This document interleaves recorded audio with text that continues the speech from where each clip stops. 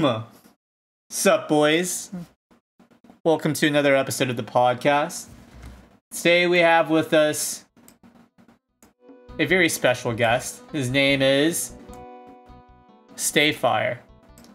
StayFire has been a long-time member of the clan. He is an interesting one. He is part of the pking community, clan pking community.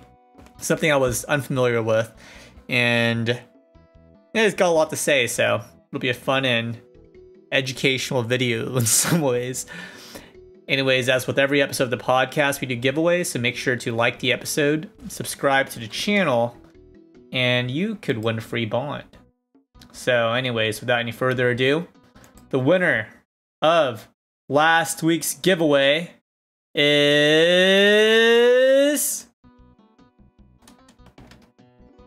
Spec Agent 46. Congrats, man. Make sure to join the clan, let people know you won, and you'll get your bond. Alright, enjoy the episode, boys. Alright, 3, 2, 1. Okay, we're live. Welcome to another episode of the podcast. Today, we have with us Mr. StayFire. StayFire is a bronze star in the clan. He's been with us for a really long time. I'm gonna say a little bit over a year. This is my first time speaking with him on Discord voice, so very excited to have him. Thanks for coming on. Yeah, thank you for having me, man.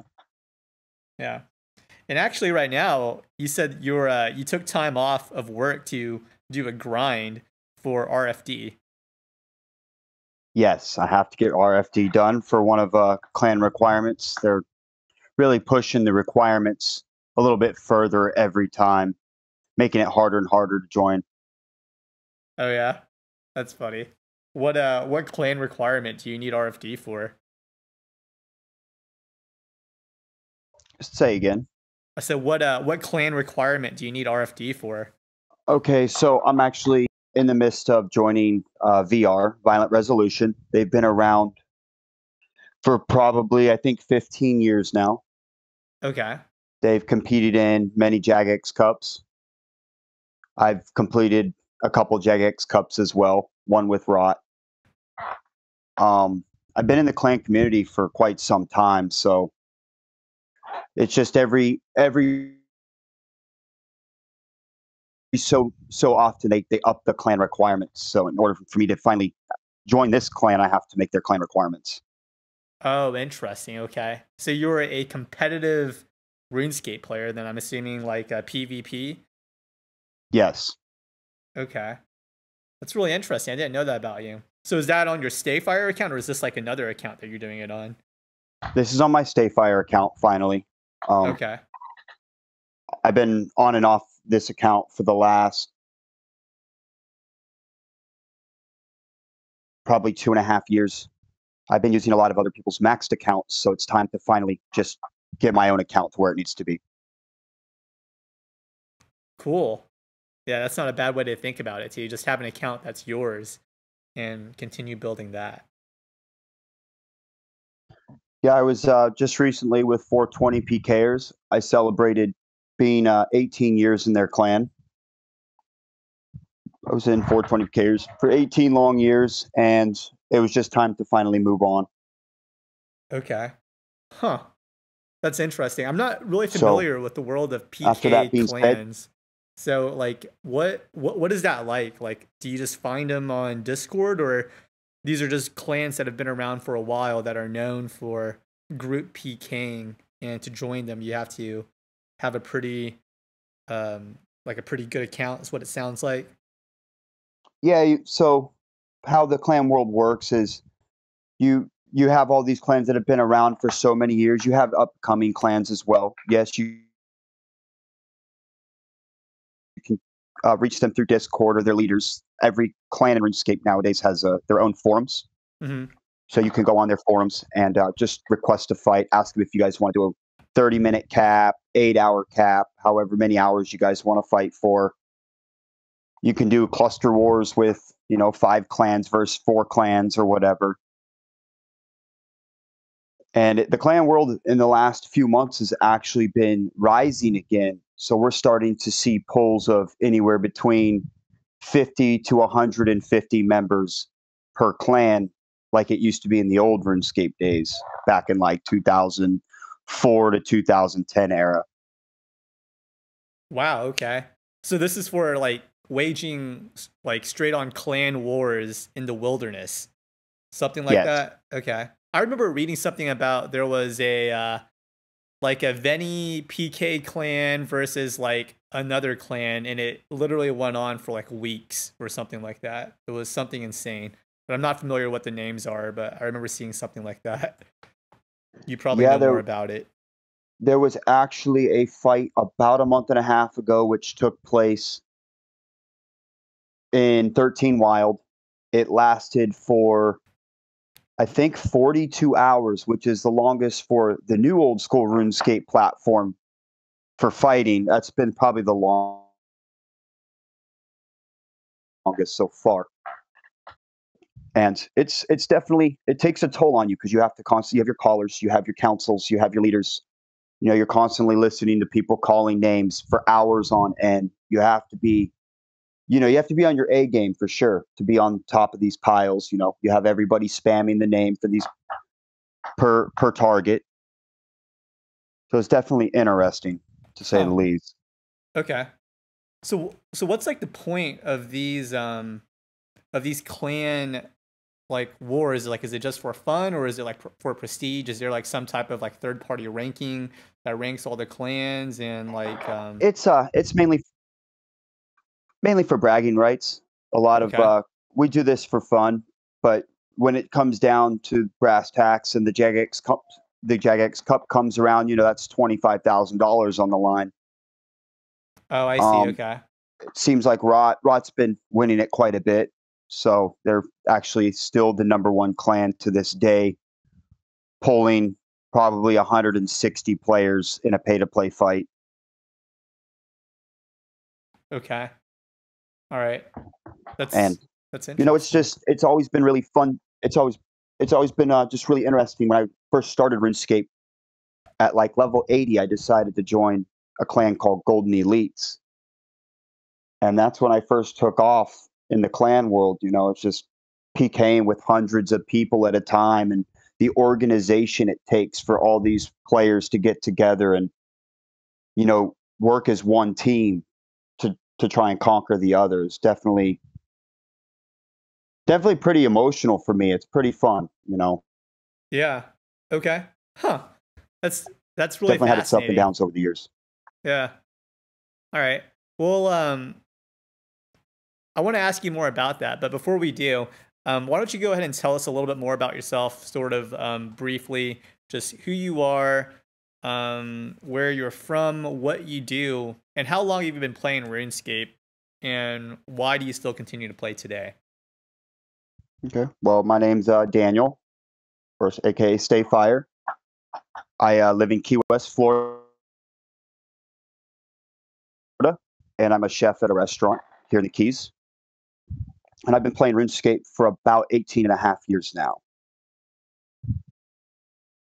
Okay. on and off, about 18 and a half years. I took about a 7-year break though after I sold my account.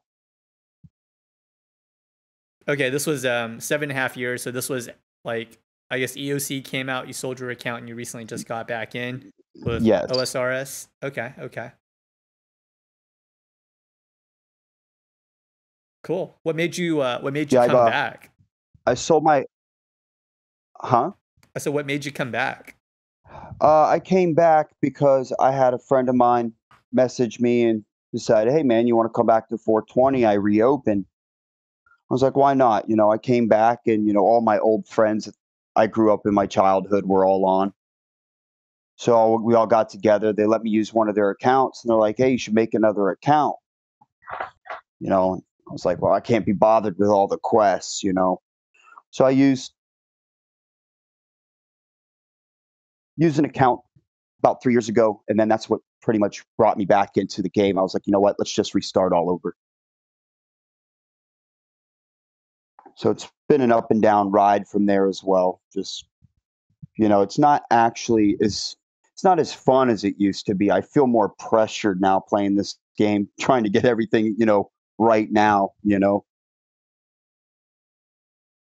Sure. trying to trying to level everything as fast as I can to meet the requirements of the clan Yeah, so you can be involved through your own world. account. Okay. Huh. So, how did you get into the world of, I guess, clan wars? Because I remember playing. So I got into RuneScape a little bit later than you. I think when I first started playing, and I think I might be younger than you too. But I think when I first created my account, it was like in 2007. But I remember it was like World 141 was like clan wars, and it was I only ever played free to play back then, and it was like that was it. That was the clan wars. But I I never realized how big like pay to play clan wars like in the wilderness was until recently when I was reading about that 42-hour like clan war event. And now speaking with you, I didn't realize people actually prepared for it. I just thought I'm not actually sure like what I thought. I was like, yeah, this is a thing that happens in RuneScape, I guess. Yeah, there's definitely a lot of prepping involved.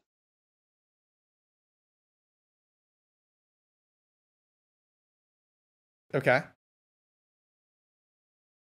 Yeah, so I guess it's like prepping just from the clan leaders, right? And they reach out to other clans and they say, okay, we want to do this like pay to play clan event, and just mostly for fun and prestige is what it is. But then it also prepares them likewise for a Jagex event where you can actually earn money. Is what it is kind of Yes. what I'm getting out of it. Okay. So normally, we have our basic clan requirements. Most clans require, so many sets per war or to join the clan, and you have to keep up with your sets. On average, I probably lose 40 sets a war in a long war. Of course, if it's about an 8-hour war, since I'm a low level, I get hit a lot. So I probably lose about 10 to 15 mil worth of sets a night, like every night that we fight. What does a set mean? Like your PK set, like your Oh, your you have your gear. range, yeah, Okay. your tier, your range, your mage, you have your just pretty much everything that you bring is about roughly 600K. That's bare minimum requirements. There's a couple instances like the other day we had a guy lose his T-bow. What? Yeah, we our clan members sometimes lose their real expensive items, but What? you know, What are they doing with the Tebow and the Wildy though? there's just a lot of people risk, man. We have a lot of people that go out there with, max gear and they don't care. I mean, there's a couple people in our clan that have 100 bill banks. That's insane. So it's just they would just go out and like for the sake of just playing against another clan, they would just wear like maxed out gear, like no fucks given, and just go for it. Yep, and just go for it, man. I've seen. We had a guy not too long ago lose 3 pairs of claws, and in one fight, and we were like, "Why are you? You're just getting smited nonstop." We're like, "Why are you even bringing an item like that if you can't keep it? Can't keep your protect item on. You shouldn't be giving this other clan 60 mil every death." Sometimes it makes our clan or the other clans look bad when they lose an item or our clan loses an item. It just gives them bragging rights all throughout the RuneScape community Yeah, I can see that. because it is over time, man. You get to know all the whole clan world. All the members of every clan. Everyone's in everybody's Discord, and it gets interesting to say the least. Right now, there's a lot of inner spying and other things going on between many clans, so we're having to fight with that. We have a lot of spies in certain clans, and that's why I had to leave the one I was in because it was just too much of a headache. Oh, okay. And then you found ours, and you've been here ever since. Well, I've been here as actually this is pretty funny because I had a buddy of mine doing my fire cape for me and actually seen you guys on the clan chat. And he was like, "Well, who's this?" I'm like, "Oh, that's Workless's CC. That's my buddy that throws the World 330 parties, at his house for prayer." And he's like, "Oh, well, you can't be in this," because he thought it was like a pking clan, you know. Oh. He thought I was in another clan spying, and it was funny because they thought I was actually spying from this clan, which I thought was a drag. Yeah. That's But I told fascinating. but I told him you guys were more of a community PVM and skilling based clan, which I like to enjoy that aspect. It helps me wind down from the stressful parts of RuneScape. I play the more stressful side of RuneScape of having to constantly deal with the clan fights over and over. All the preps that we have to do. We have to make sure that everybody's on at a certain time. It's hard to actually pull members nowadays because everyone's grown up and has jobs. Sure. Yeah. It's definitely a lot more of a, you have to be intentional about it if you were to play RuneScape to the level that you're playing it, is what it sounds like. Hence why you're taking time off to finish RFD right now from work, right? Yeah, I mean, I work about 70 to 80 hours a week, so it's just to have one day off a week is kind of nice to veg out and get what I need done in this game as well. Yeah. What do you do for work? I am a head chef at a restaurant. Okay. Um, I've been a chef now for about 8 years, on and off. I've been working in restaurants my entire life for the most part. Nice. But yeah, that in itself is also stressful. But I like to live. I like to live competitively. Whether it's restaurant industry or gaming, because I was a huge competitor in Call of Duty for quite some time. When Modern Warfare 2 dropped, I was joining LAN tournaments, trying to compete in that when I was about 16 years old. Okay. Cool. So been in the competitive gaming aspect pretty much since you've been around online games, is what it sounds like. And Yes, you're a head chef in real life, so that means you have 99 cooking in real life. I got 99 cooking in real life. That's cool. Okay. What like what I don't really know a lot of people that are in the competitive gaming world.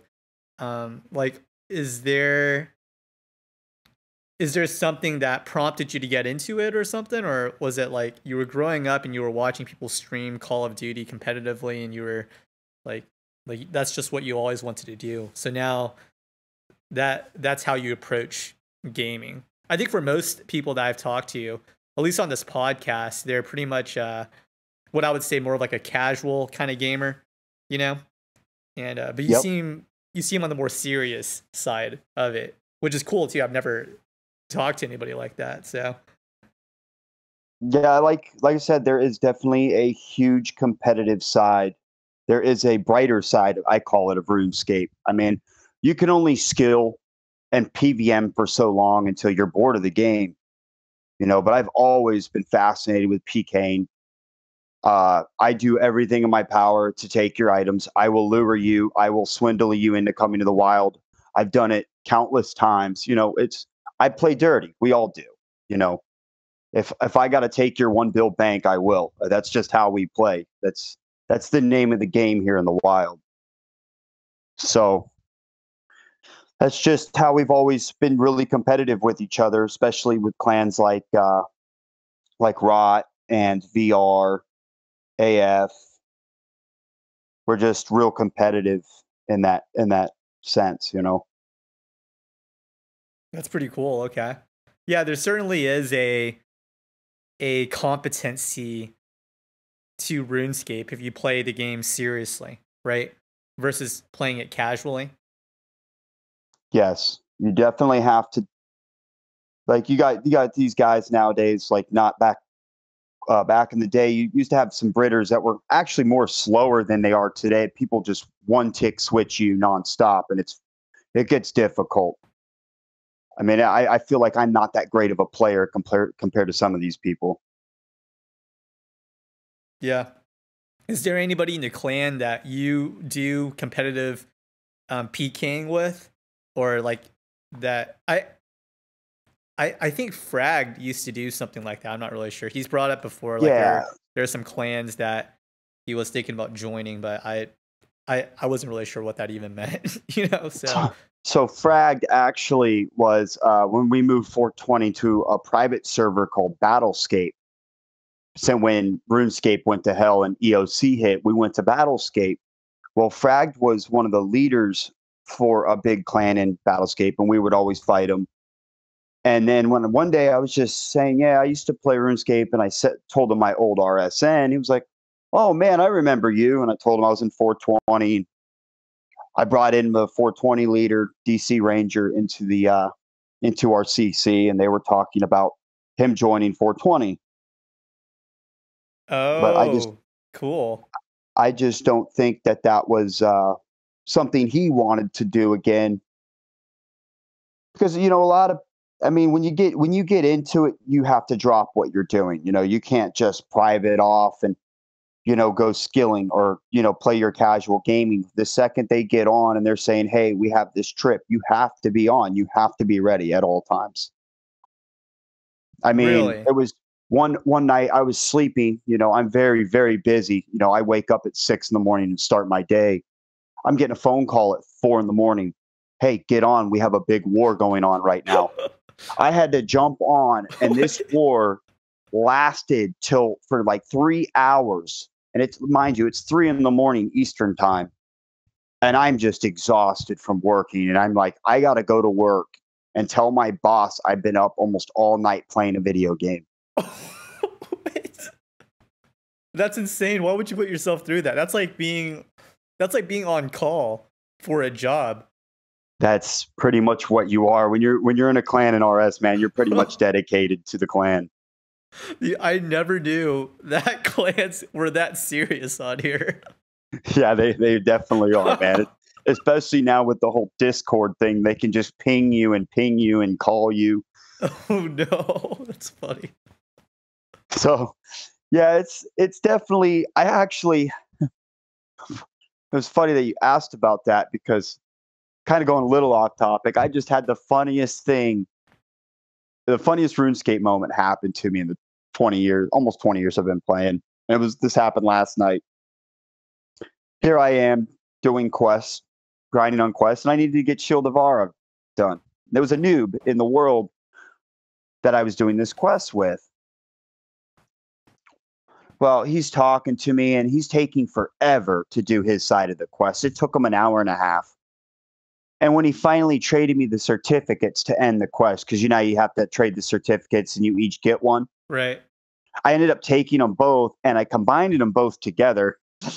I took both sides and ended up with 2 certificates. Well, I turned one in, I completed the quest, but I couldn't give it back to this kid. I mean, he's 13 years old, I got him in Discord, and it's an hour and a half now for a free-to-play quest. I'm frustrated. I'm not happy with this kid. So I said, "You know what? Hey man, when I was your age, I got taken advantage of, and it wasn't fun." I said, "This is a lifelong lesson for you," and I logged out on him. And so I pretty much scammed the kid out of the quest. I felt so terrible, but at the same time, I was like, I can't spend another 30 minutes for you to redo this quest for yourself. Yeah. So I'm sitting here laughing so hard, and I got Amp and all these other guys just telling them, "Hey, maybe we'll do it again tomorrow." That's so funny. So you just over here mogging on little children. I didn't know 13-year-olds even played this game anymore. I didn't either, man. I just, because I've run into a lot of the age brackets of my age, the late 20s, early 30s. Yeah. And here I am trying to do a quest with a little kid that I'm like, you know what? I got scammed at that age. I lost my account a couple times at that age.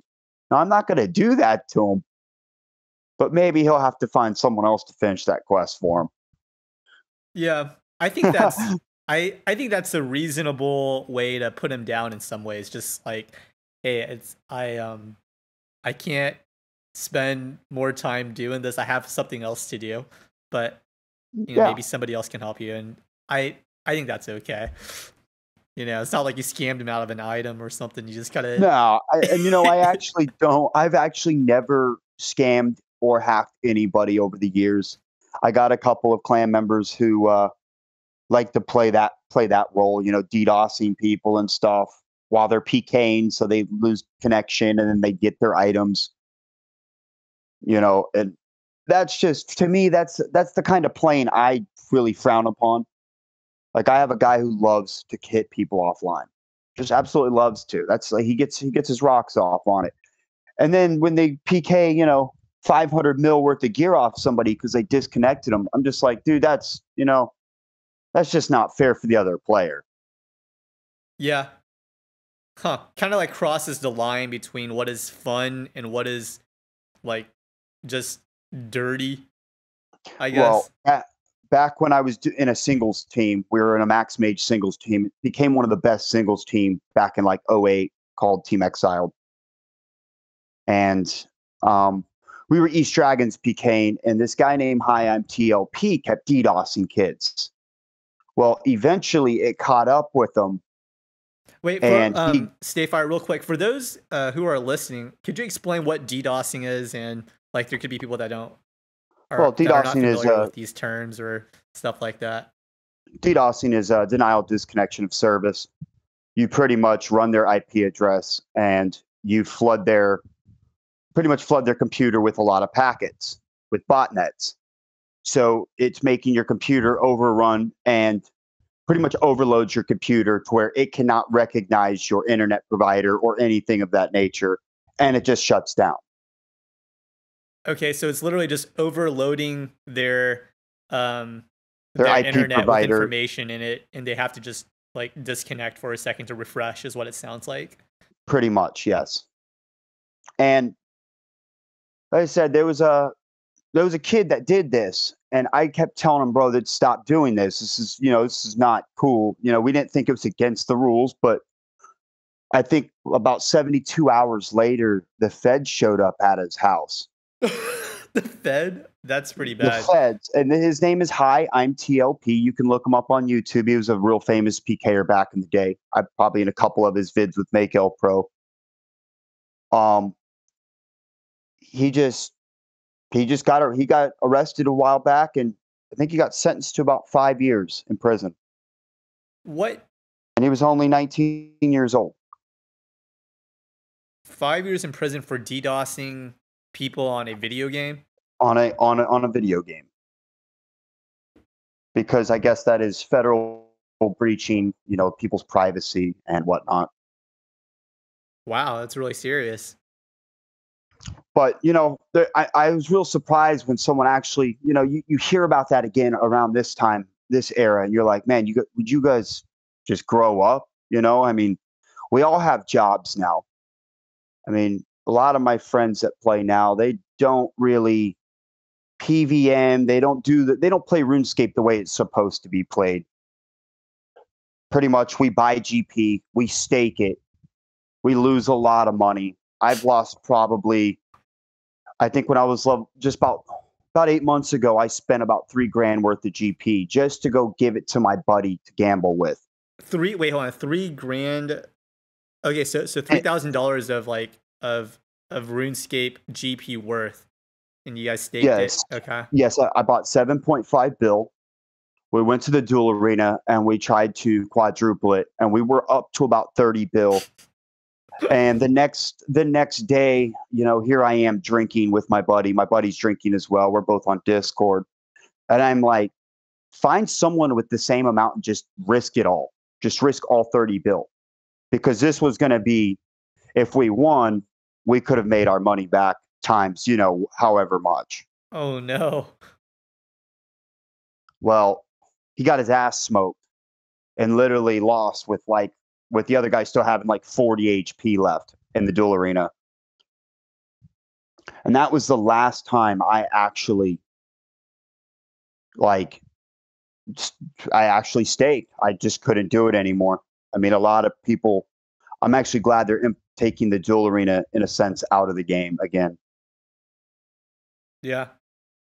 Just because the temptation is gone for you to spend that much money on gambling, essentially. Yeah, it. I mean, I was addicted to it for a while. I know a lot of people are. And now that there's, it's harder and harder to do duels now. You have to go on like a Discord to actually stake the high stakes. A lot of people are more focused on the clan world, which actually brought clans back in the RS again, is because the duel arena is shut down. I mean, not very many people are going out and losing their banks before fights because you need all that money to fight with. I mean, we go through a lot of money a week for sure. Yeah, that makes sense because it's gambling, right? So you need to have a starting base to even gamble with. So yes, that's interesting, though. I didn't know that the removal of the duel arena in some ways corresponding with a rise in clans, which I think that's a net positive then, right? Because clans are a communal activity. And what yeah, keeps RuneScape and games like this alive is the fact that there's community. exactly. I mean, I mean, there's players that have been around since day one, since the game was invented, and they're still leading clans. You know, we got people from like a clan called Tempest. There's a guy named DHJJF. He was a leader of DI, and he still is around after all these years. After leading Damage Inc., one of the best clans in RuneScape history, they were running #1 free to play for probably 12 years. Wow. So, there's definitely a sense of pride when you're in this clan community that you've come this far, and to just say, hey, here we are, still 15 to 20 years later, playing the same game with everybody. Yeah, it's truly fascinating and remarkable that a online community, specifically in like a video game as old as this, can persist for literally almost 2 decades. What do you think it is about clans that really make people invest all their time into keeping it alive or just keeping it going like that? Well, first it starts with leadership. I mean, you got to have a good leader, someone that's kind of a role model to you. I mean, like I was with 420 for so long. I mean, DC Ranger at 13 years old was leading a clan called 420 PKers. Always was a great speaker, great motivator in the game. He would pep talk everybody before the fights, get us all riled up and getting ready to fight these big events. It takes a lot of willpower and just self dignity in the clan world and yourself to really lead a clan. It's a lot of time into this. You really sacrifice a lot of your time to lead a clan. I mean, you have to go through forums and make sure all the members are signed up for the events every week. They all have to be on. If they said they were not going to be on and they're not on, then you have to write them up. There's punishments. You have to pay sets. You get suspended.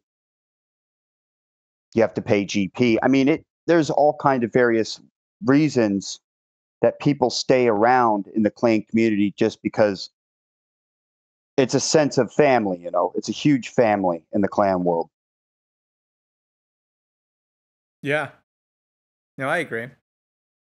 It it's interesting how much effort and like I I don't see our clan being our clan as in the Workless clan being like that, you know. It's but hearing from you, it's really wild hearing the amount of effort put into place to really take these clans seriously, right? If you're talking about like signing up for forums, like putting on punishments if they don't show up when they said they would, like there is a level of accountability that is equally akin to real life organizations and business and corporations. I think, you know, it's with repercussions.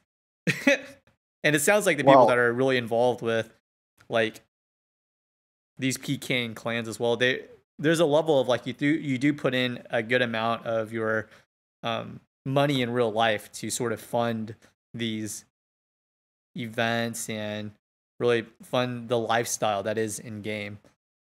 That's what it sounds like.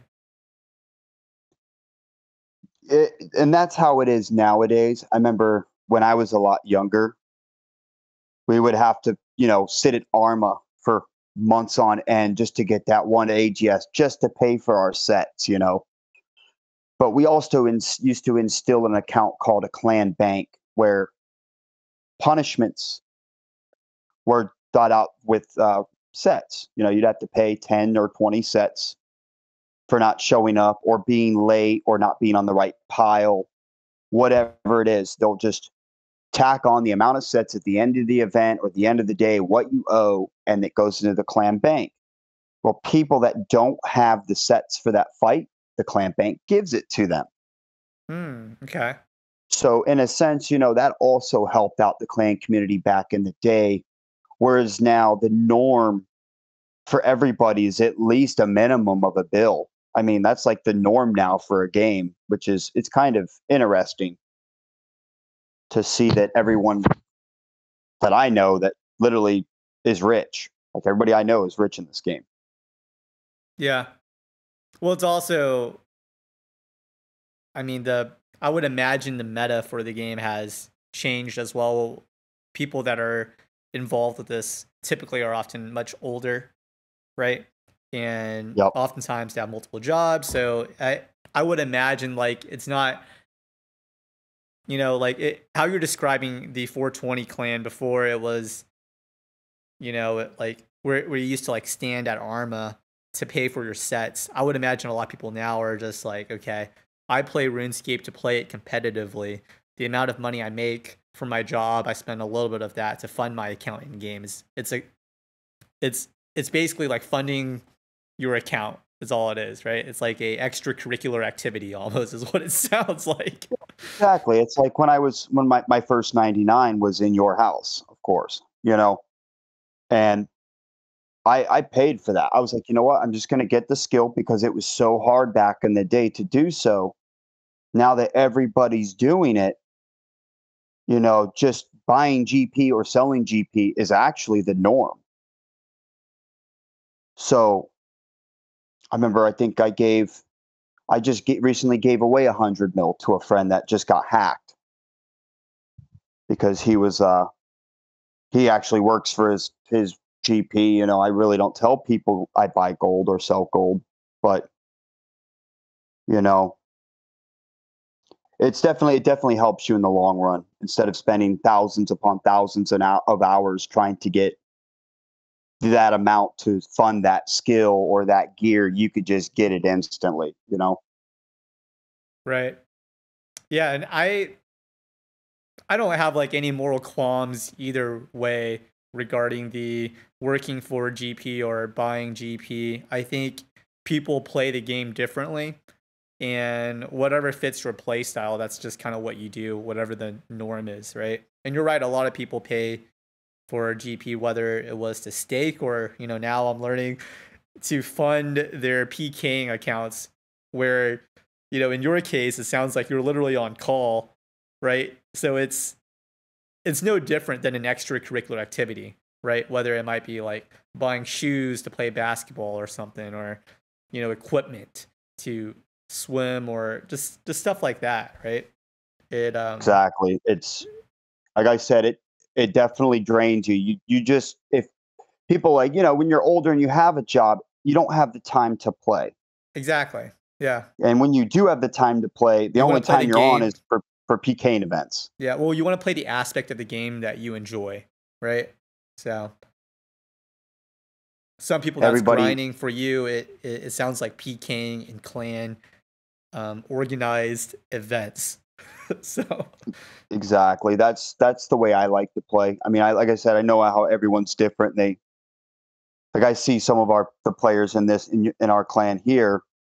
They I could see them always getting these nice drops in clan chat. I'm like, hey man, congrats, and they're fighting for that GP. That's good. They're enjoying the game. Whereas myself, I start to realize, actually just the other day, I'm looking at all this stuff in my bank and I'm like, this isn't fun. I'm literally pushing myself to get everything that I want, but now it's boring. I pretty much bought my way out of boredom.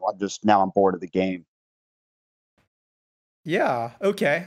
Let's go into that a little bit more. StayFire, the theme of every episode we do is really how the way we play in RuneScape influences how we are in real life.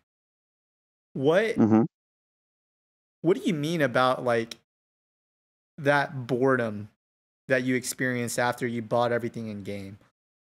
Because Well, I would think like, once you kind of get everything, right? It's like you've always wanted those items, but it sounds like in your case, you got bored when you got all of them. Was it because like you felt like you didn't earn it, or like what's the reason for that feeling there?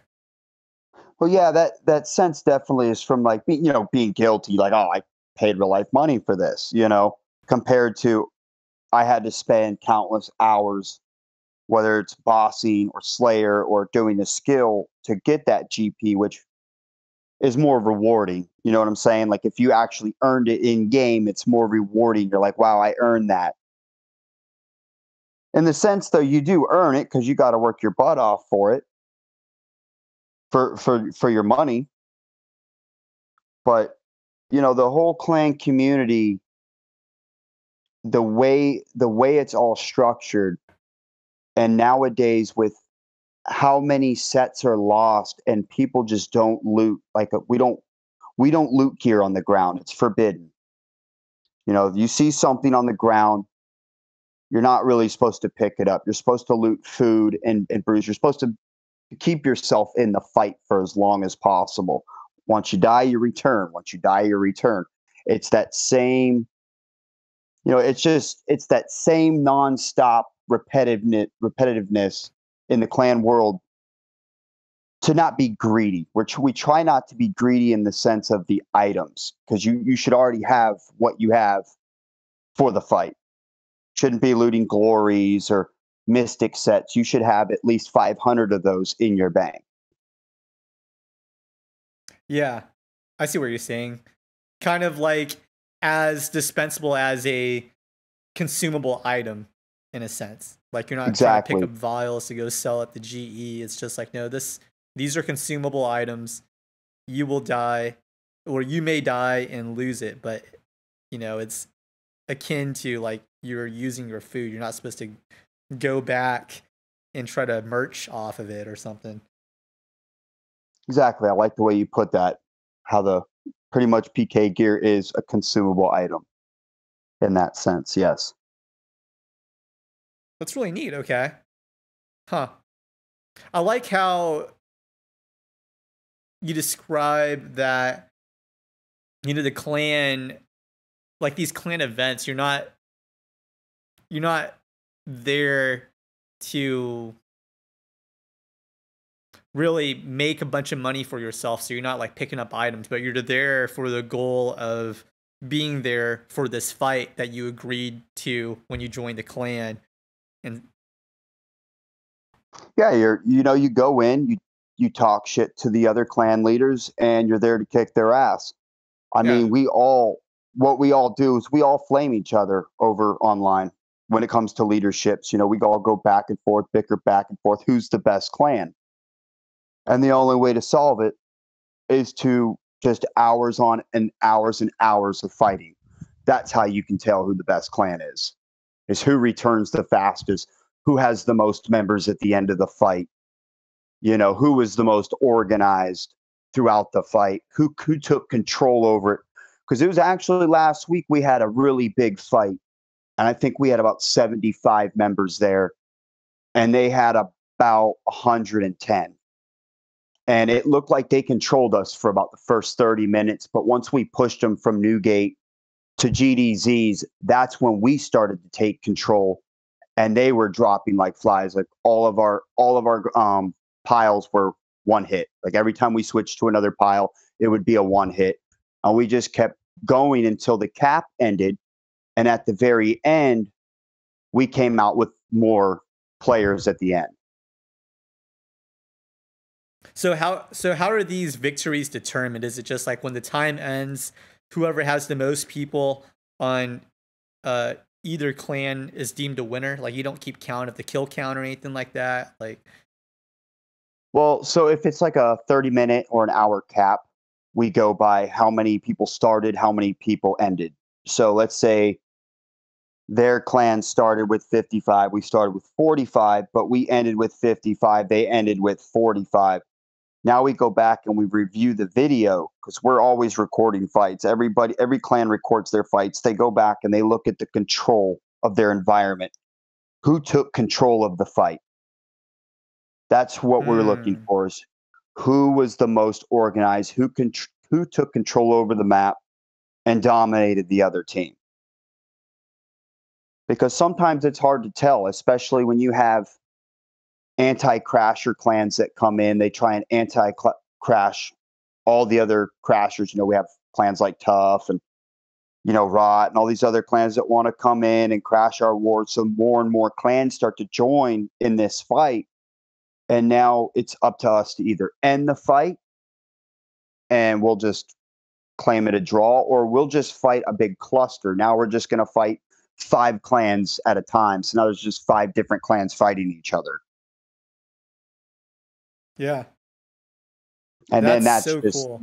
and that just ends up into a big shit show, and then nobody wins there. It's just pretty much, eventually it goes over to like what happened last week when we got crashed. We ended up joining forces with our opponents and one of the other anti-crashing units. So it ended up being 3 clans versus 4. So all of a sudden, you have 500 people in this little area, literally just battling it out, barrages flying everywhere. You just see people's prayers dropping, losing their one items. You could tell who's losing what. Yeah. I mean, you're like, that guy just lost claws. That guy just lost his AGS. You're seeing toxic staffs laying all over the ground. It's so funny. fun. Yeah, it's pretty fun. I can see that being super fun. Yeah, it's like this giant, like unexpected group death match, and but there's more in some ways, real life communication going on, right? It's just like you weren't expecting this to happen, but now you have to make use of what's going on, right? Because there's not as much game forced structure on the things you guys are doing. It's all like everybody agrees to this I guess the social contract of what the rules are, or etiquette of clan war engagement is, right? And that's really neat. That's really cool. It could be before the fight. We can set the boundaries to that, whether it's single spells only, no venom, whatever the other clan decides on the rules is pretty much the outcome of how this war is going to go. But normally the majority of the time, after about 30 minutes, all that's thrown away. People are barraging, people barely follow rules nowadays. It's like, it's almost impossible to get clean fights. There are a few clans out there who do give us those clean fights throughout the time frame, but it takes a toll on everybody else when you have to realize, grown ass men can't even follow simple instructions. Right. Yeah. Well, it it seems almost more genuine in some ways because all these like rules that you implement, right? They are all it's put in place by a trust system, right? There is no game mechanism that you like click this box and you can't do those things. It's all you agree to these rules and now we will engage with the other clan with these rules in mind en masse, right? And that with the faith that your clan and the other clan will follow those same expectations is pretty remarkable, I think, especially on an online game. I know for sure our clan always follows rules because we're very strict. We're very strict on, if we set single spells only and we see someone barraging, you best bet during that fight or at the end of that fight, you're going to pay for it. One way or another, you're going to pay for it. We've had to remove countless people out of the clan just for losing one item. We told people not to lose one item. They lose it. So we kick them nowadays. It's to that point where we're tired of explaining ourselves to people. Hey, make sure you're putting your protect item and your prayers all the way up during your fights. You're not, running around with 30% prayer into a fight where you get just one bang because your prayer can drop nowadays from 99 to 0 in a matter of 3 hits. Right. Yeah. And we just don't want to hear people crying. People, oh, I lost my claws. I can't PK anymore. Well, you shouldn't have brought your bank with you. Yeah. No, I agree with that. And it also keeps the game or it keeps the clan accountable as well, right? Because you don't want people coming in that are just saying those things like if there's a clan bank so that they can get reimbursed for it or something like that, right? And taking advantage of the clan is what I mean. Yeah, I mean, I feel like sometimes there are people like that. I mean, people just come on trips just to get free stuff or what have you. And we all know who those people are throughout the clan community. I mean, like I said, there's thousands of us now back online, which is great, man. I see a lot of new players or old faces that are coming back to old school RuneScape. And it's so amazing to just know that all these years later, we're all still doing the same thing. That's awesome. I mean, here we are when I was, 10 and 11 years old playing with the same people and now I'm 30. And it's a great bond between everybody. It's really fun. Yeah. I have a lot of respect for all the clans out there that, still go out there every day and try, they try to get better every day. That's what we strive for.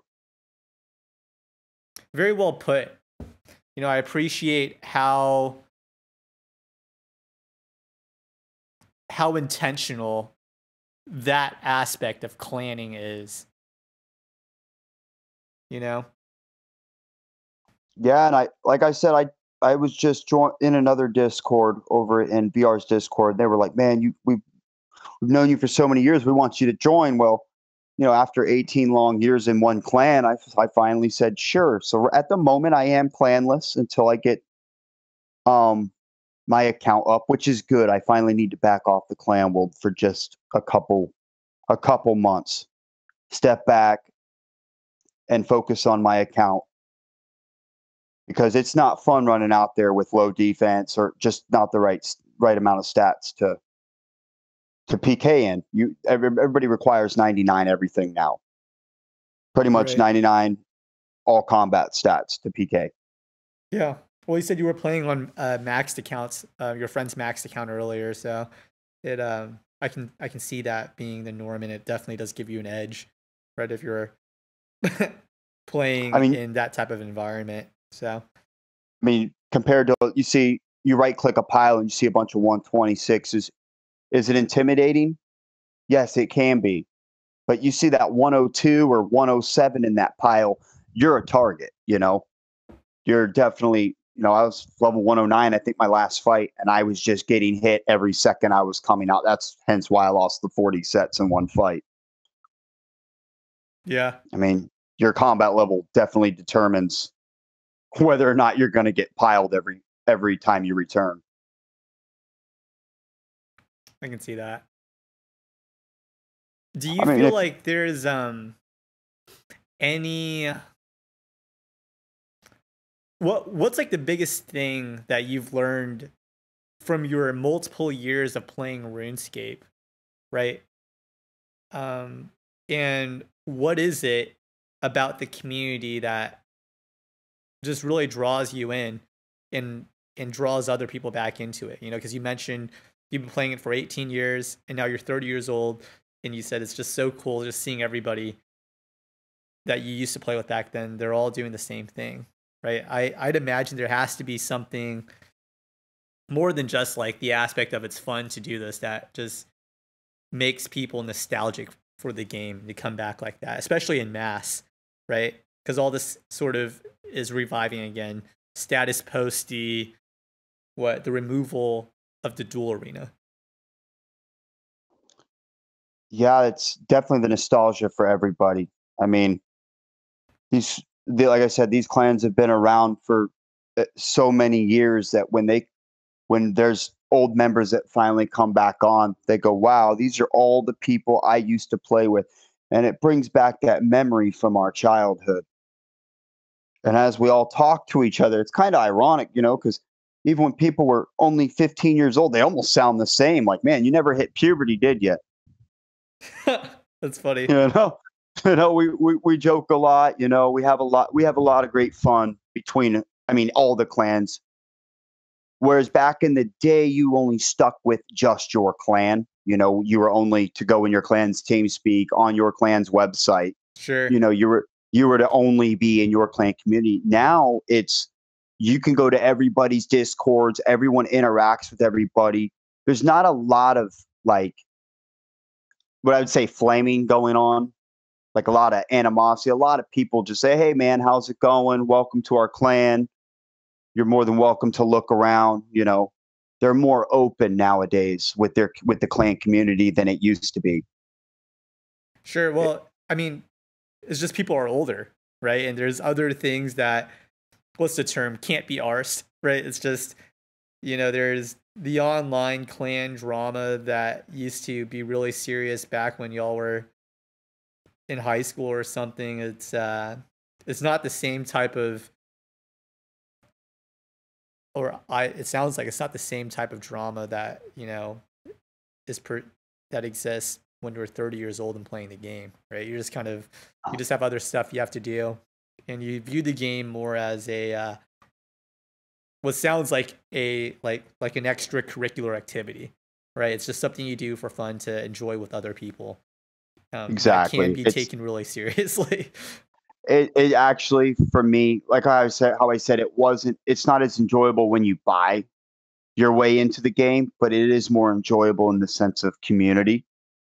I enjoy the way the RuneScape community over the years has actually become a lot more, it's just a lot more respected. You don't have a lot of shitheads running around nowadays playing the game the way it wasn't supposed to be played, trying to hack your account or, scamming their way through just to get a little bit of GP or some armor. Nowadays, everybody's willing to help everybody out, and it's just fun nowadays. It really is. It's a whole different simulation than when I was growing up. Yeah, you think a lot of that is just because people are older now? Yeah, most definitely. A lot of people are older, and they're used to all the keen tricks that everyone was trying to get over them when they were kids. They're trying to get one up on them, trying to scam. We have, like I said, I've seen it happen many a times with the whole scamming, DDoSing, where now that these clans are now finally coming back over the years, it's a lot more laid back, relaxed, a bigger sense of community and more humble than anything. Okay, cool. It's hard to put it in words the way how to describe the clan community in a sense, because it's a it's a broad spectrum, you know. Really is it's pretty intense the way everything is. Just amazing, really is. Yeah. I I think I'm picking up what you're putting down. I mean, it sounds like you're saying things are a lot more, the clans now are a lot more welcoming, right? And the enjoyment of being part of the whole entire, not just your clan, but like being part of the clan community and competing against each other has become a lot more genuine. Like people, like the, it's a little bit more clear what people are there to do, you know, and a lot of it's because people are older and more mature, right? So the, as you described, like the shitheads that would play and do things back then, it's just they, I mean, a lot of people just kind of grow up, right? So Yeah, it's definitely more respected nowadays. A lot, you know, we actually just like to joke around with people. We'll pick on them on purpose, you know, get them a little riled up, you know, upset them a little bit. You know, we like to nit and pick at each other all the time. That's what keeps us, you know, that's what keeps us a good clan, you know. yeah, well, cool, We like man. we like to joke on each other all the time, tell them how fucking bad they were doing at that clan fight. We'll point them out in videos too. We'll be like, man, you can't tank for shit. You're gonna need a tank test now. That's funny. And then we'll legit like throw a tank test for, you know, these members that couldn't tank that last fight to see if they could tank or not. And then we'll make videos and make fun of them about it. Yeah, I mean, it sounds like there could be a lot of aspects of that part of the PvP community that's really funny, you know, and almost like playing a MOBA or something, right? It's like, Yeah, so exactly. that's cool. Well, StayFire, I want to take a little 180 real quick and step out of the Go for virtual it. world and into what life is like for you in your real life then. So you spend a good amount of time, or you've recently spent a good amount of time like getting back into the game. Um, you know, you got back to the PvP clan community with a lot of your friends that you played with 18 years ago, really, and been using their max accounts. Now you're, you know, working on getting your StayFire account to be a comparable account to clan or to do this with, right?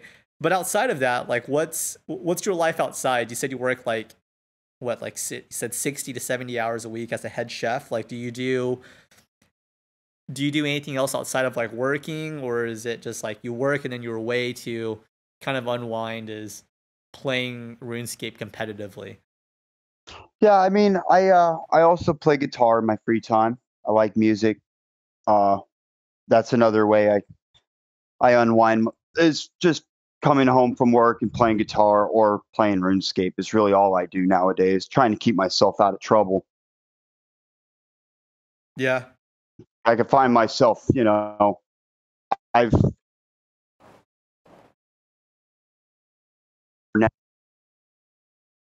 I was really bad on alcohol, so just trying to take that one day at a time now.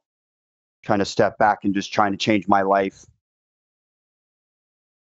So RuneScape is actually a good way to escape reality on the simple fact that, you know, I did have a major problem and I do still have those cravings of alcohol. So I try and play RuneScape and, you know, in a way to get away from those thoughts. That's pretty much why I came back, is to keep my mind busy doing something else instead of going to bars and, you know, affiliating with everybody that way. Yeah. What's that saying? Idle hands are a devil's playground or something like that. Absolutely. I mean, I'm definitely notorious for being in that devil's playground. That's all right. Where I live, man. I gotta stay to myself nowadays. Yeah. Well, it sounds like for you, RuneScape is serving a positive function. Is that why you go into RuneScape so seriously then? Like you, like there's another person, and actually the person that is listening with us right now, DWI. I think he, no, I don't think. I know he also had his own experience with, um, just getting in trouble and stuff like that. Uh, but there was, who was it? Tiny Girth is his name. He's also a Florida guy, and he's in AA. But he describes, and actually, I think Fragged has a very similar story. But there's just so many interconnect with just people, and I'm not sure it was just specific to people in the clan or maybe just people in general, because we all have our own struggles and stuff. But the it almost sounds like the more that they weren't playing RuneScape, the more often they would get in trouble. And that was true for Fragged, Tiny Girth, and not completely DWI, but he's got his own perspective on that, I think. What do you think about that? Man, yeah, it's definitely how the way you put it is how I would have put it. I try to just play this game and stay out of trouble nowadays, and use that energy that I used to have, drinking at bars. Now I take that energy and put it into competitive play. And anything I do, I also play PUBG and Call of Duty. But just recently, I've just been mainly focusing on RS competitive. Yeah, I can see that. Okay, cool. So guitar, video games. Do you have like a girlfriend or any like significant other that you spend time with, or like family and friends you like to do stuff with outside of like work, video games, and guitar by yourself, or is that sort Yeah, of I where mean, you're at right now? I'm mainly just actually just working on myself at this point, trying to make myself better, trying to go back to that first rule, love yourself first, you know, because I went through quite many years of addiction and alcoholism. So it's with what I went through, and I lost everything, and now I'm just slowly trying to get everything back. I just gotta pay attention to myself, worry about myself, not anyone else. At this point, yeah, I like to do a lot of things on my own to show the self pride aspect of my life. I don't really need anybody in my life at the moment that would, whether I slow them down or they'll slow me down. Just trying to succeed and get ahead is my main focus. Nice. Yeah, well, it sounds like you're on the right track with really focusing on yourself and just doing your best to stay out of trouble. So whether that's playing RuneScape or guitar or just working 60, 70 hours a week, just whatever kind of keeps you busy and keeps you away from your physical addictions that you used to deal with. And what sounds like you're forming a new identity for yourself as well, as being somebody who doesn't do whatever, alcohol or addictive substances you used to do, and focusing on that. So I think that's great. I think that's awesome. It's like you're climbing out of your own hole, and you don't want to drag other people into it or other people to kind of weigh you down while you try to figure yourself out. Yeah, exactly. I don't want to put anybody through any kind of torment right now. I'm already from being a functioning alcoholic now to being a sober, living a life of sobriety. It's definitely a 180 in my life. It is for the better, but I wouldn't tell you I wouldn't lie to you. I am struggling with staying sober. It is hard. It is hard to not have a drink after work every day. I think about it all the time. That's why I just take it one day at a time. I keep my head to the grindstone at work. When I get home, I have to have my hands and my mind always busy, so I don't have that downtime. Go, you know what? Maybe I will take the prison time and I'll just go have a drink. You know, but no, that's not the case right now. So that's why I got so heavily back into RuneScape and connected with all my old childhood friends, and we're finally back on this.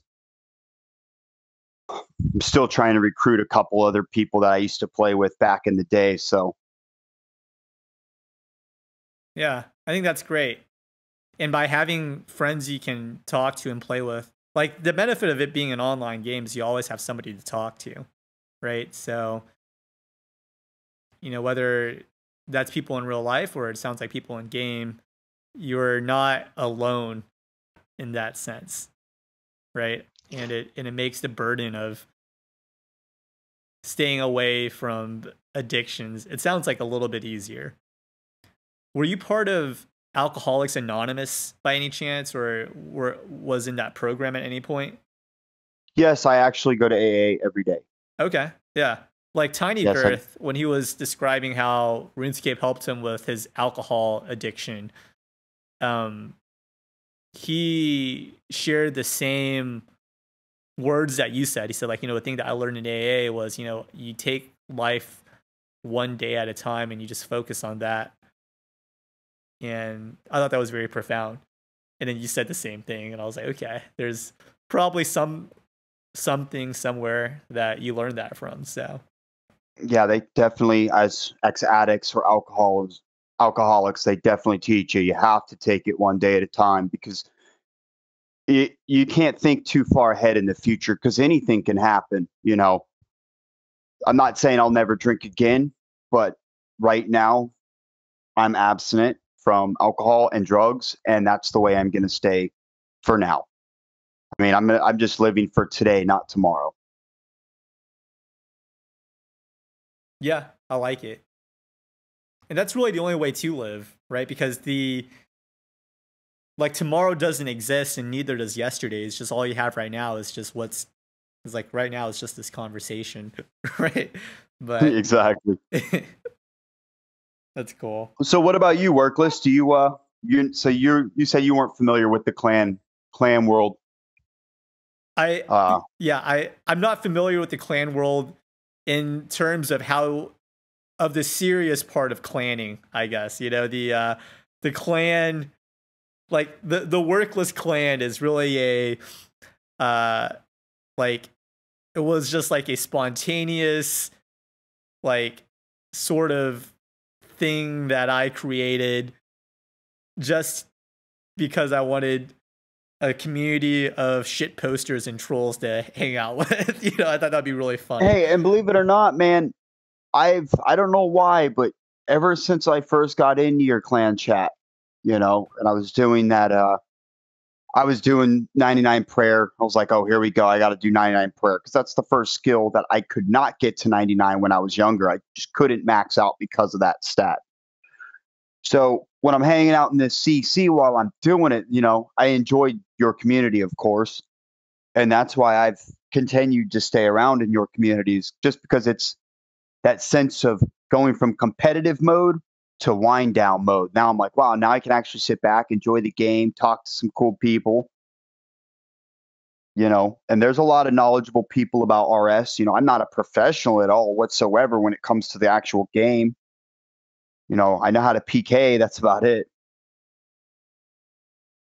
There's a lot of people that know a lot of shortcuts to a lot of these skills, and PVMing, and there's a lot of knowledge in this clan.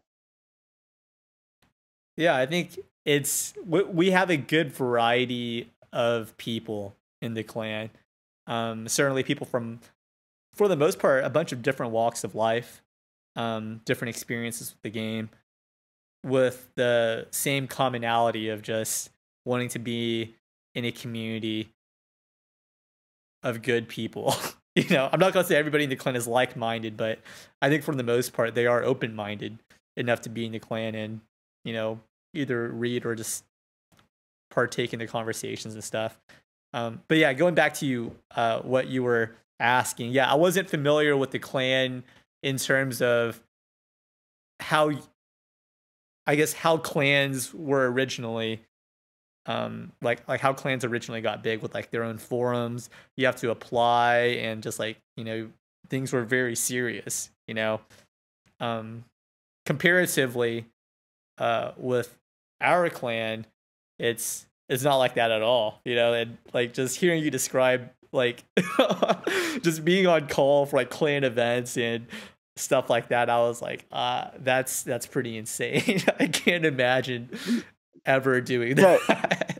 So how the processing works, you go on their forums, you introduce yourself, of course, and then they invite you into a Discord or their team speak, and you start to get to know everybody.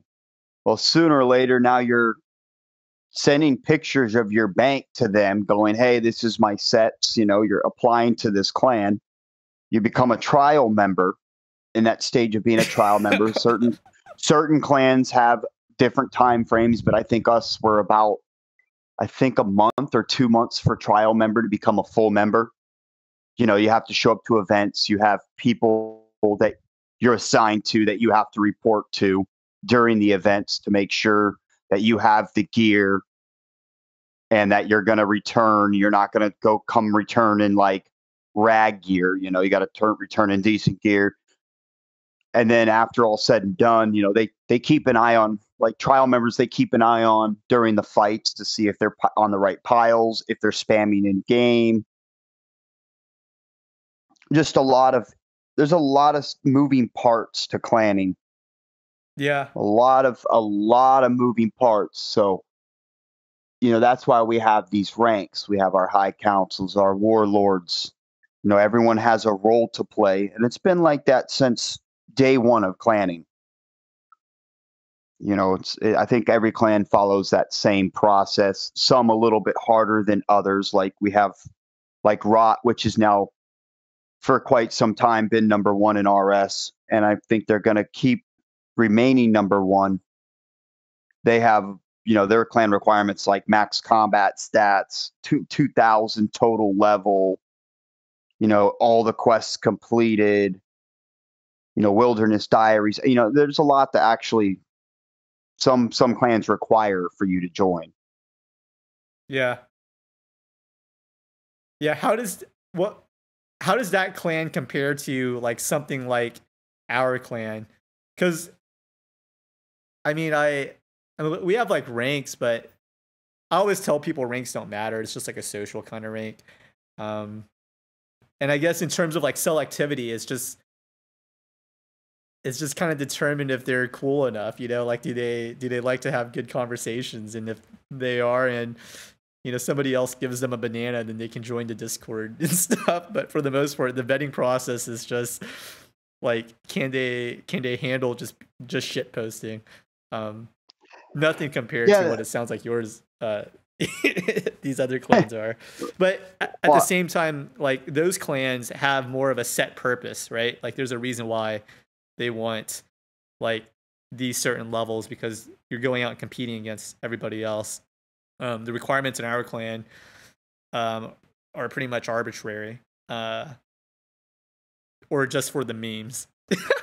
That's because I'm the leader. So yeah, between the clan world and your clan is two totally separate things. I would more so call your clan more of a in-game community. Whereas, when you think of a clan, you're like, oh, wow, we're actually going to go fight and, war all these other clans. There used to be a website called Zybez. I don't know if you're familiar with that site. Mm-mm.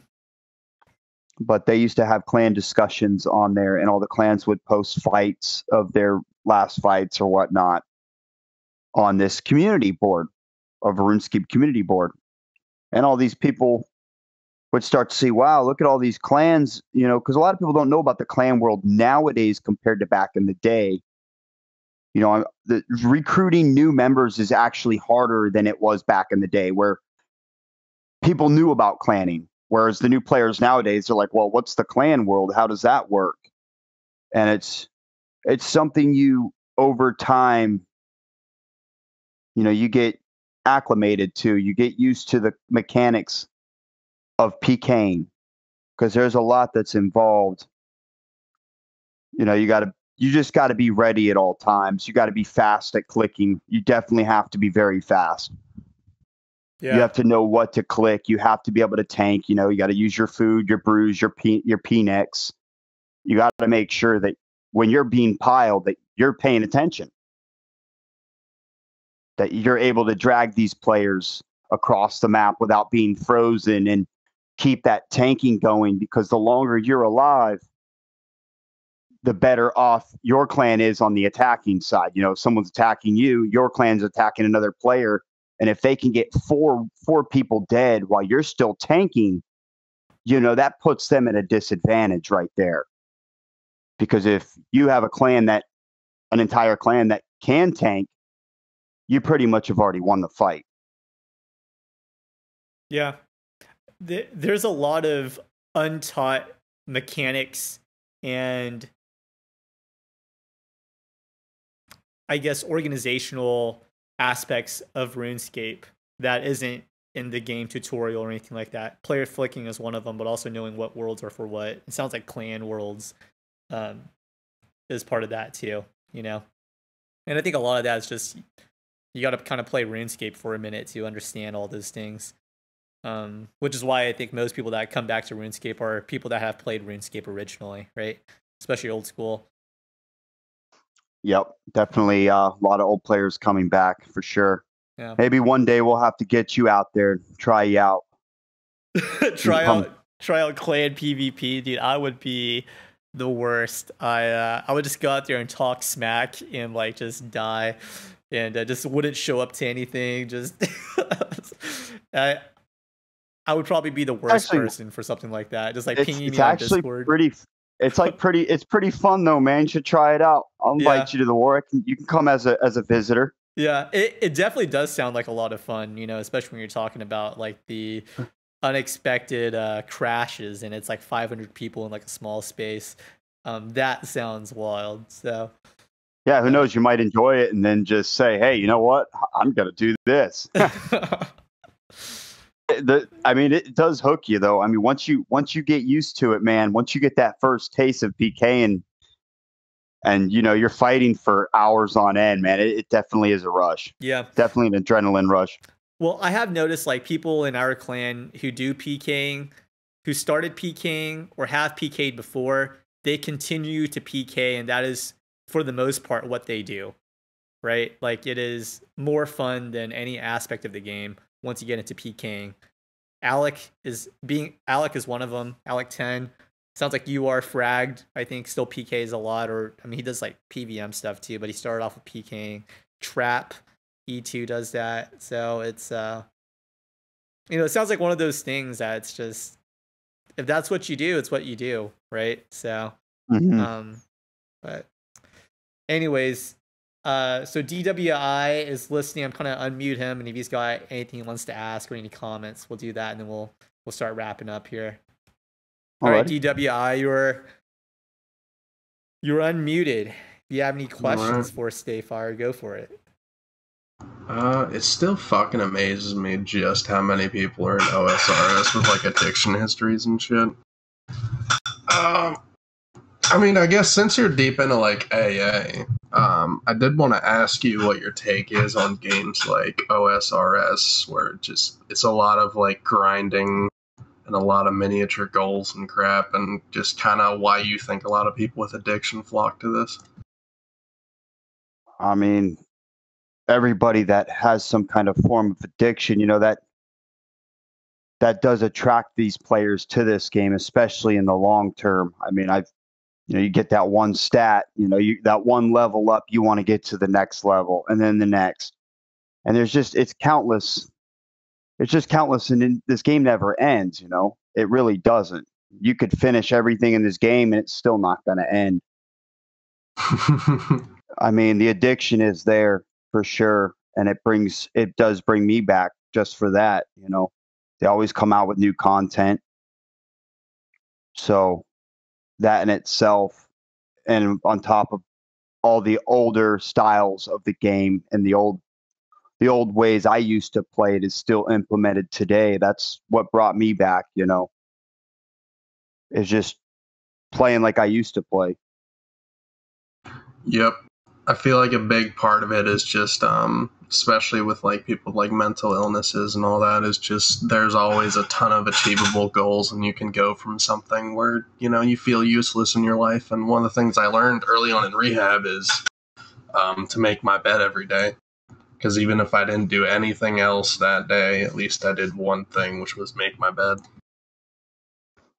That is definitely something that's a good goal in life, to just set small goals and one step a day, It's what I'm doing right now with myself, setting small goals.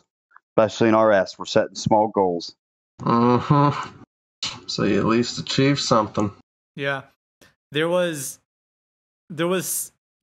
something that Frag said in his episode that stood out to me, that, I mean, it correlates with what you guys are talking about, but he describes RuneScape, and what attracted him and why he still plays it is just there's like a level of a delayed gratification that is required really to play a game like RuneScape, right? So whether it is for you, StayFire, you're working on really building your StayFire account to get to that standard of PvP, or anything else like that, it's just like it's something you have to work towards, so you get a sense of accomplishment from, right? But I would imagine the reason why it draws in so many people that have a history of addiction is because when you're, I mean, I don't really know, like I've never been to rehab. I don't have any substance abuse addictions, but having talked to a lot of people on here who have, it sounds like addiction is one of those things that it's like a very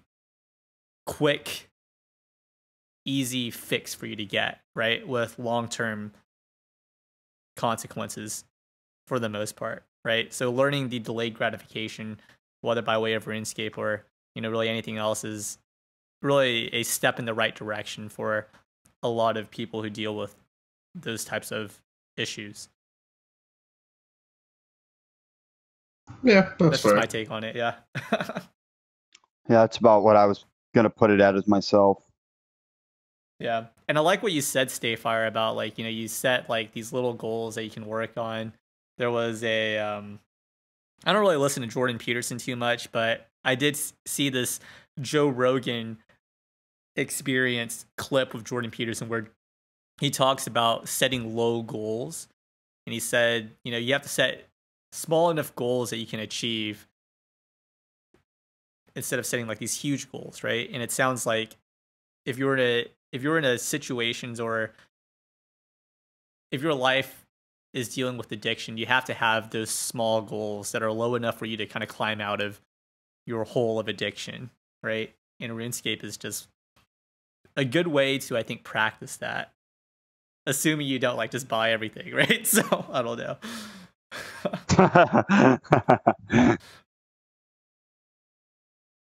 Yeah, that's trying my best nowadays. Yeah. It's not to buy my way through the game, because, like I said, losing that amount of money in the duel arena, I'm more enjoying the game in a sense of, playing it the way it should be played now. I'm trying my best not to push my account any faster than I already have. Yeah. Like buying 99 prayer, for instance. Right. Instead of earning it, like going to dragons and getting the bones or getting a drop to get that GP, to get that prayer level up. I've taken all the gratification out of the game, especially, training was a lot funner back in the day because you actually had to go to like bandits or pest control. Nowadays, you can walk away for 8 hours at a time on Nightmare Zone. It's like you don't even play the game. It's like this game is more AFK now when it comes to training. Sure. Yeah. Hmm. Well, Yeah, I feel like certainly, so much of this game is just the journey of leveling and getting these goals and buying them is just you're not actually playing the game, you're just spending money. Yeah, you're just pretty much you're ruining it for yourself. That's why Yeah. I killed the enjoyment already out of my account. That's why I'm kind of like trying to slow down and go, okay, let's go back to the old days where I actually was struggling, and actually had to play the game to make the money. Hence why I'm only down to a bill bank now instead of, a 10 bill bank. what do you think it is about struggle that makes like an experience worth having almost? Because you said like, you don't feel like you enjoy the game as much as you used to, but now you're trying to go back to the point or get back a little bit of that struggle. Do you think there's like some relationship there for maybe struggle giving meaning to something, and when it's all just like when struggle is completely gone, it's almost like not worth it anymore? Yeah. I mean, when you struggle with something, whether it's addiction or just, of course, gaming, it don't matter. You're going to get bored of it. For me, I get bored easily. So I have to always progress in anything I do. You got to progress in anything you do in life. But I like instant gratification. That's always been my main thing. Was if I want it, I want it now. It's my money and I need it now. Exactly. If I need, like I needed the Garazi rapier to train, I'm like, I need that weapon right now so I can just get this Nightmare Zone stuff over with. Yeah. So yeah, the struggling for me right now, struggling is just trying to get to my next 99, honestly. And Hey, this recipe for Disaster Quest finally done. Yeah. I'd say those are good struggles to have in context of RuneScape. So that's cool. Well, we're actually a little bit over the 1 hour and 30-minute mark now. So we'll kind of go ahead and wrap it up. StayFire, I would like thank to say you. something. Yeah, man. Yeah, go for it. Fuck you, Frag. That's a good one. I don't know if Frag listens to all these episodes. I know he listens to some of them, but yes. Thanks for coming on, StayFire. I appreciate you. The last thing I got for you before we wrap up is, what words of wisdom or advice would you share with our audience today? Don't buy GP and go stake it. Hey, true words, man. Like StayFire spent $3,000 right now, on dude. GP and gambled. Holy fuck, man! I wasn't here for that. But Jesus. A little bit more than that. I'm not going to talk about the rest, but that's just that's the lump sum. Okay. Dark days. We don't talk about it. But the Little addiction. Dark Age by MGMT. Kids, don't buy GP and go to the duel arena. It's not a good way to spend your money. Save it. Gambling's bad, okay? I live by like 5 casinos. Fuck this. Dude, gambling in this game is addicting. Really is. All right. So you guys heard it here from StayFire himself, and also featuring DWI. Don't spend money on GP. Don't gamble. I'll add to that, stay away from very addictive substances and drugs. And that's it. Bye, guys. There are baby fucking blood drinkers ruining your internet. Dude, that's so funny. I just started the recording right when you said that, but okay.